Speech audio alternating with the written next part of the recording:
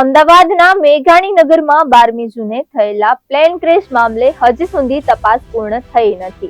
જોકે પ્રાથમિક અહેવાલ જાહેર થયા બાદથી જ દોષનો ટોપલો પાયલટ પર ઢોળવાનો પ્રયાસ કરાઈ રહ્યો છે.